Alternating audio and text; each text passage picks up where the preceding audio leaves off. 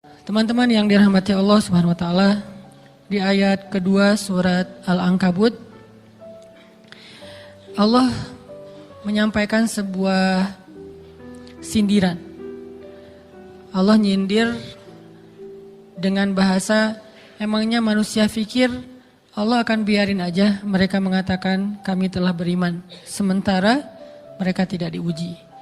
Ini Allah lagi menyindir orang-orang yang selama ini berputus asa setelah beriman, berputus asa setelah berhijrah, berputus asa dan mengeluh setelah bertaubat.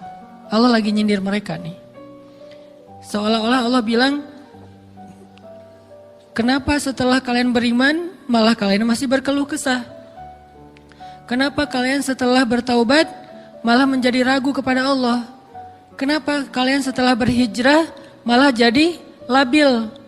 Bukankah harusnya setelah kalian menyatakan kami taubat, kami hijrah, kami beriman, harusnya iman kalian makin mantap? Dan bukti bahwa iman kalian mantap apa?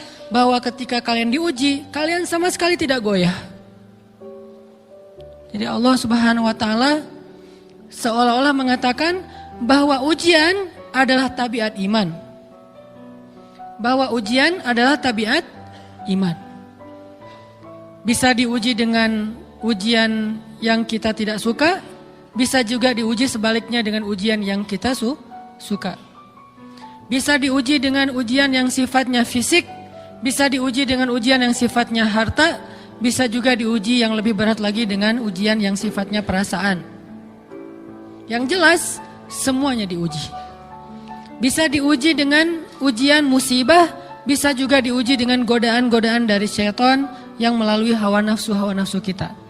Bisa diuji dengan kemarahan, dipancing oleh orang lain untuk marah, dipancing di sosmed untuk ngebalas komen-komen mereka, dipancing untuk berdebat, dipancing untuk akhirnya kita saling menjudge, saling menjatuhkan, saling menjelekkan.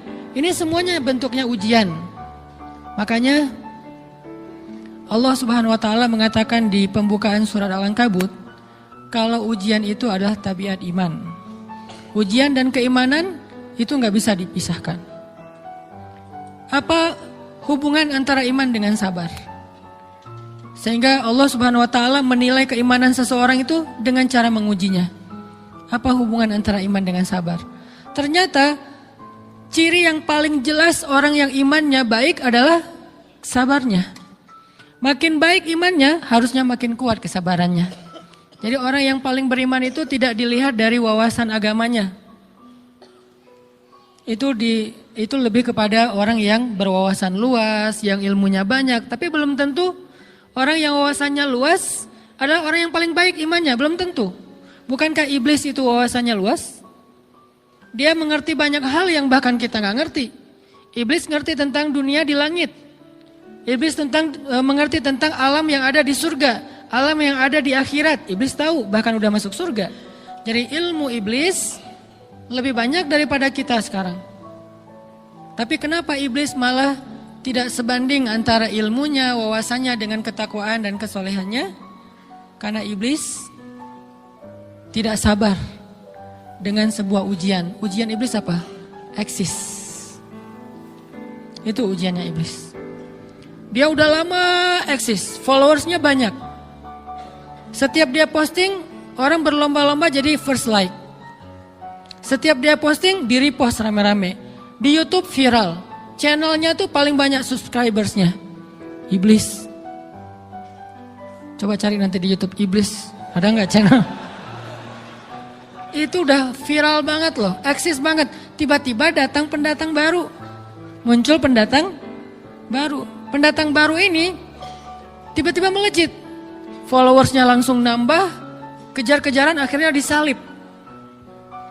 Pas lagi kayak gitu dia nggak kuat dengan ujian nama besar, ujian eksistensi, ujian popularitas, ujian siapa yang lebih dihargai, ujian-ujian kayak gitu. Sama kayak kita kadang-kadang ngerasa udah banyak jasa dalam sebuah organisasi, udah banyak jasa dalam sebuah komunitas, udah banyak jasa dalam sebuah lingkungan, masjid, sekolah, organisasi, teman-teman kita yang paling sering berkorban. Tapi ternyata yang eksis, yang masuk media, yang masuk TV justru orang lain. Itu kan ujian ya. Nah ini nih yang kadang-kadang ujian namanya zulzilu, diguncang perasaannya. Bukan diuji dengan fisik, kadang-kadang ujian sakit, capek, lelah, buat kita bisa kita lalui tuh dalam sebuah organisasi nih. Kita lagi bikin kegiatan sosial, baksos. Di sekolah, dengan OSIS-nya, dengan ROHIS-nya, di kampus, dengan BEM-nya, dengan LDK-nya, kita bikin acara baksos. Kan effortnya lumayan ya. Kita begadang untuk meeting, kita survei lapangan, kita kerja malah tidur sehari cuma 1,5 jam, 2 jam. Fisik kita lelah, fisik kita capek, kadang sampai sakit. Sampai dirawat di rumah sakit gara-gara kena misalnya tipes gitu, gara-gara kita habis-habisan bekerja, itu buat kita gak masalah. Ujian fisik kita lalui. Dan besok mau ngadain lagi, kita yang paling semangat dan aktif. Gak masalah capek juga. Gak masalah juga kita lelah. Gak masalah kurang tidur. Gak masalah berjalan jauh. Gak masalah. 1. Ujian harta. Kita yang justru nombokin. Kita yang nalangin dulu modal-modal untuk kegiatan-kegiatan tersebut. Kalau ternyata gak tercover dananya, akhirnya gak bisa dibalikin talangan kita. Gak apa-apa, kita ikhlas. Kita berkorban dengan harta kita. Butuh apa? Saya bayarin. Butuh apa? Kita lewatin ujian harta. Tapi begitu ujian perasaan, kita udah capek, lelah, kurang tidur, nombokin, nalangin habis-habisan. Ternyata teman kita yang jadi ketua panitia ada kadang cuma masalah itu doang. Atau dia yang jadi PR-nya. Yang namanya PR ketika diliput oleh media kan dia yang muncul mukanya kan. Akhirnya diundang oleh misalnya hitam putih lah atau apalah. Kok dia yang muncul di sana? Atau diundang berdua, tapi sampai di sana dia yang banyak ngomong, kita diam aja. Pulang-pulang pundung. Begitu besok mau ngadain lagi, udah gak mau terlibat. Left group. Kenapa itu terjadi? Ujian zulzilu, perasaan. Itu yang dialamin oleh iblis. Iblis rela banget disuruh beribadah, sujud beribu-ribu tahun, kuat iblis. Kalau kita mungkin jidatnya hitam, kalau iblis mungkin udah kepala-kepalanya hitam, saking rajinnya sujud. Wah, ibadahnya udah ribuan tahun. Iblis disuruh berkorban dengan harta yang dia miliki, dia kasih aja semuanya. Tapi kalau disuruh dia ngalah dari Adam untuk memimpin alamin, menjadi khalifatullahi fil ard, menjadi pemimpin wakilnya Allah di muka bumi, buat iblis ini berat. Kenapa dia? Ana khairum min, saya lebih baik daripada dia. Saya lebih senior daripada dia. Saya lebih sehat daripada dia. Saya lebih keren daripada dia. Saya lebih. Ujian emosional, ujian ego, ujian perasaan. Itu yang lebih berat buat kita. Kadang sakit dan dirugiin orang lain, teman segala macam kita masih oke lah. Selama ini asal kita ngumpul selalu gua yang bayarin, oke deh gak usah dibahas. Baru dibahas nanti pas sakit hati. Kalau belum sakit hati kan gak dibahas kan? Gak apa-apa deh kita terus yang bayarin, kita traktirin ngopi apa segala macam. Gak pernah dibahas. Kebersit sih di benak kita, cuman gak mau dibahas. Kenapa? Udahlah biarin aja, easy going. Kemudian kayak kita yang capek harus rempong sana kemari segala macam. Selalu acaranya di rumah kita, akhirnya kita yang bayarin, kita yang rempong, nyiapin segala macam, bebersih sendiri. Tapi begitu ada yang nyakitin perasaan kita sedikit aja, semua itu balik lagi. Dari dulu ya. Nah, keluar kan? Kenapa? Dipancing oleh ujian perasaan. Jadi ternyata yang paling berat itu adalah zulzilu, diguncang perasaannya. Kita kadang-kadang habis-habisan buat seseorang, nggak masalah. Hujan-hujanan dia yang pakai jas hujan, kita nggak pakai apa-apa, nggak apa-apa. Sakit-sakitan juga, dikerok dan segala macam, biarin aja. Kalau perlu misalnya kalau bannya lagi kempes, dia naik Grab, kita dorong-dorong motor terus cari tempat segala macam sampai tengah malam. Nggak apa-apa deh buat dia. Apa sih yang nggak buat kamu? Begitu dia selingkuh, keluar semuanya. Mulai list report keuangan. Wah dulu sekian, sampai uang receh-receh juga dihitung kan ya. Kenapa bisa kayak gitu? Perasaan kan? Nah ini nih yang kita coba belajar. Mungkin malam ini kita lebih banyak membahas tentang sabar terhadap ujian perasaan. Karena banyak macam-macam ujian. Nah, gimana kita memanage perasaan kita? Gimana cara kita merecovery perasaan kita dengan bab sabar? Insya Allah nanti akan kita lanjutkan setelah selesai sholat isya. Barakallah. Bismillahirrahmanirrahim. Teman-teman yang dirahmati Allah Subhanahu wa taala, kita lanjutkan tentang masalah sabar. Terutama sabar zulzilu, ketika kita diuji dengan ujian ego, marah, perasaan, sakit hati, yang kayak gitu-gitu. Ini ujian jauh lebih berat daripada ujian fisik dan ujian harta. Termasuk rasa cinta, rasa benci, kadang itu menjadi ujian. Kenapa ujian bikin kita jadi tidak lagi logis, nggak realistis, dan kadang-kadang mengabaikan hal-hal nilai-nilai yang kita selama ini pegang sebagai satu kebenaran. Kita ngabaikan batasan-batasan syariat. Ini semuanya ujian dari Allah Subhanahu wa taala. Sehingga tidak disebut orang yang beriman kecuali ketika Allah Subhanahu wa taala melihat dia sabar dalam ujian.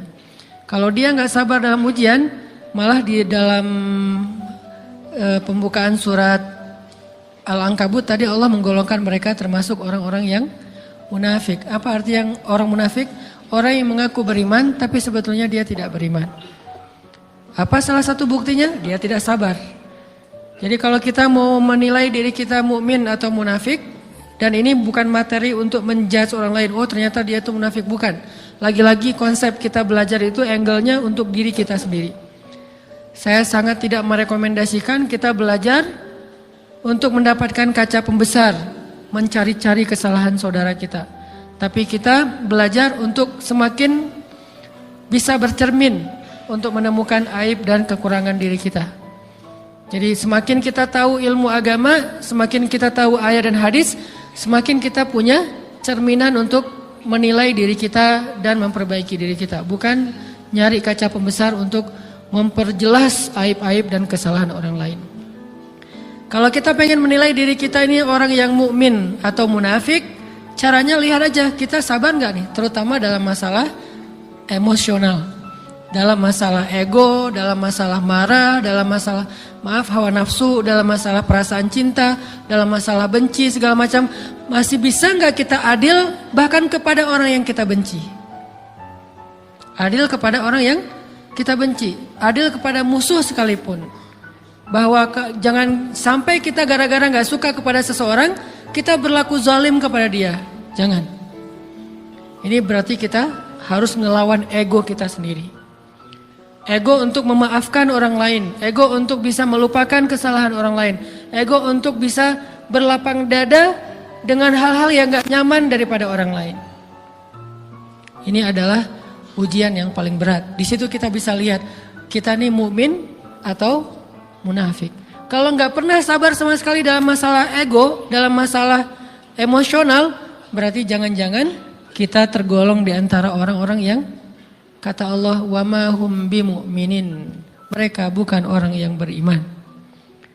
Kata Allah di surat Al-Ankabut, mereka itu adalah wala ya'lamannallahul munafikin, orang-orang yang munafik, nauzubillah min dzalik. Kalau kita merasa pernah sabar terhadap emosi kita, sekarang kita lihat sesering apa kita sabar terhadap emosi kita. Maka derajat seorang mukmin tergantung tingkat kesabarannya. Ada yang orang sabar hanya kalau disakiti dengan satu kata. Ada yang sabar dengan satu kalimat. Ada yang sabar dengan satu paragraf. Ada yang sabar dibully rame-rame juga dia sabar. Berarti lahum darajatun inda rabbihim. Orang beriman juga bertingkat-tingkat. Dan tingkatan itu tergantung tingkat kesabaran kita dalam menghadapi ujian, salah satunya ujian emosional kita, perasaan kita. Sehingga teman-teman yang dirahmati Allah SWT, salah satu program kita untuk terus mengembangkan diri, program untuk tumbuh, program untuk memperbaiki diri kita di hadapan Allah itu adalah coba kita program dalam sehari aja, terus kita nilai berapa kali kita berhasil ngelewatin ujian emosional. Bukan cuma marah, termasuk cinta, benci, tersinggung, sakit hati, kayak gitu-gitu. Berapa kali kita bisa berhasil melewati itu dalam sehari. Gak usah seminggu, sehari aja. Di jalan, sama temen, di grup WA, di IG, di Twitter, di mana gitu. Coba kita lihat berapa kali kita bisa menahan diri kita dan bersabar. Bukan berarti tidak respon ya, bukan berarti pasif. Kita bisa merespon tapi dengan cara yang elegan. Kita bisa merespon tanpa harus memperlihatkan emosional yang meledak-ledak. Bukan berarti ketika disakiti orang, dihina dan segala macam kita diam aja. Gak selalu kayak gitu. Kadang-kadang kita perlu merespon untuk mengklarifikasi, tabayun kalau kata orang-orang yang dalam ilmu fikih. Kita harus tabayun. Tapi tabayun dengan marah itu beda. Tabayun dengan mencela itu beda. Sehingga kita mencoba menahan diri berpikir, aduh capek kalau gitu. Tapi kan ini bagian dari pembelajaran. Makin terbiasa kayak gitu, terbiasa elegan, maka otomatis jadi nggak terlalu repot lagi. Kan awal-awal bersikap pengen yang bijaksana, yang elegan, yang dewasa, itu kan kadang-kadang harus diusahain ya. Karena belum mengkarakter, harus mikir dulu gimana ya sikap yang paling dewasa, gimana ya sikap yang paling bijaksana, gimana ya sikap yang paling wise, gimana ya sikap yang paling elegan, masih mikir. Tapi setelah berkali-kali kita latihan, lama-lama itu menjadi spontanitas kita. Dan kalau udah bisa kayak gitu, insya Allah kita sudah mulai meniru nih akhlak Nabi Muhammad SAW.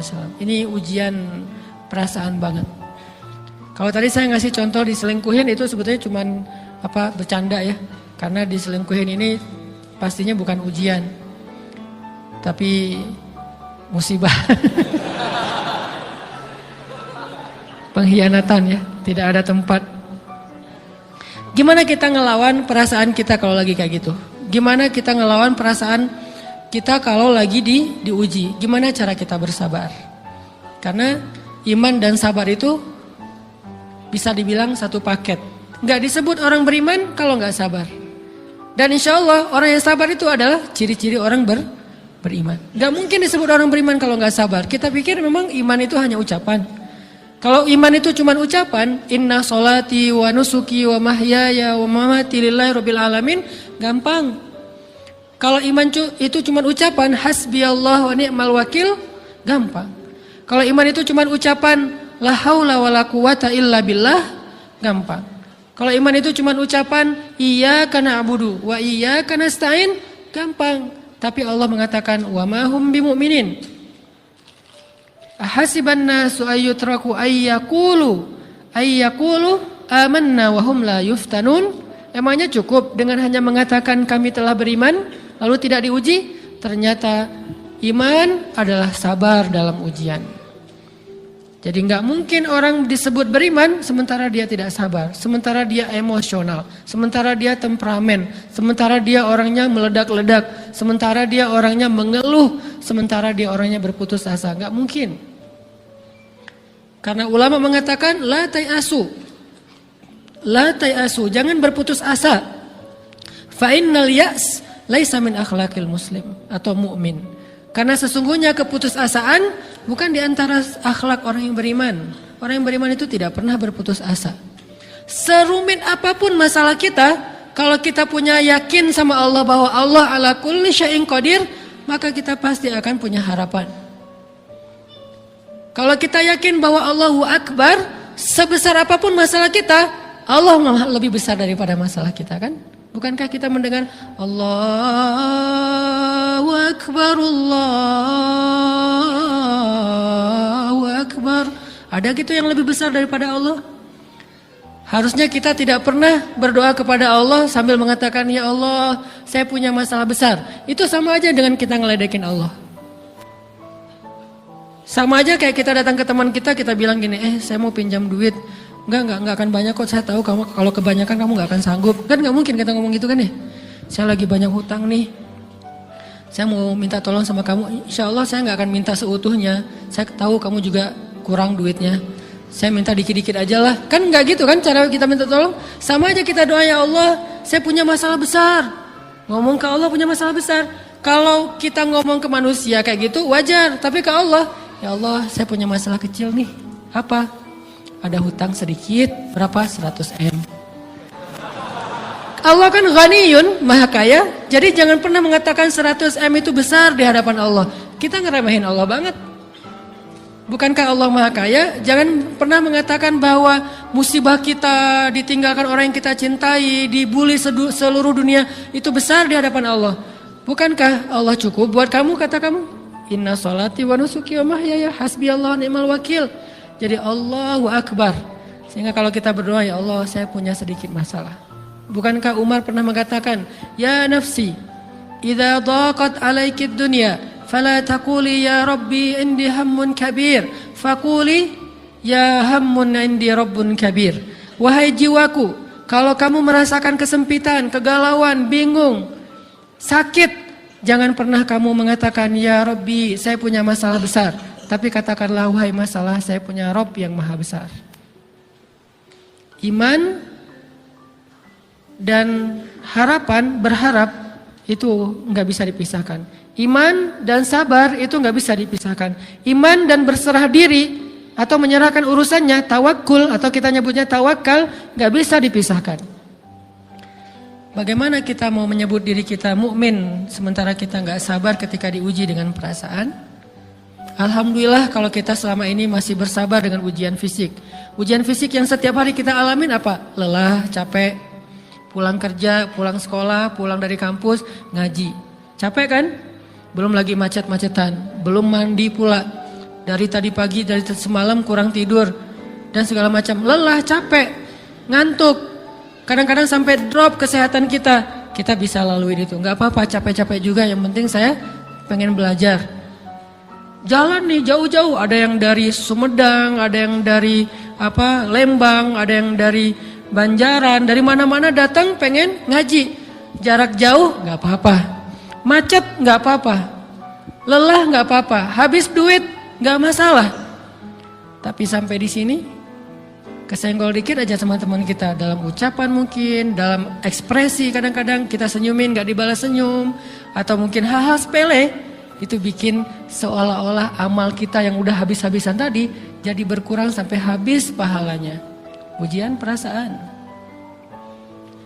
Kadang-kadang datang ke sini nggak ada rasa tidak nyaman sedikit mungkin dengan teman kita atau dengan orang yang di sebelah kita, akhirnya kita merasa tersinggung, akhirnya kayak jadi berlebih-lebihan di tangga, di pintu, pas keluar, di tempat wudhu, di mana, hal sepele sebetulnya, tapi mengganggunya bukan fisik kita, yang terganggu bukan harta kita, tapi yang terganggu perasaan kita nih, rasa nyaman kita yang terganggu.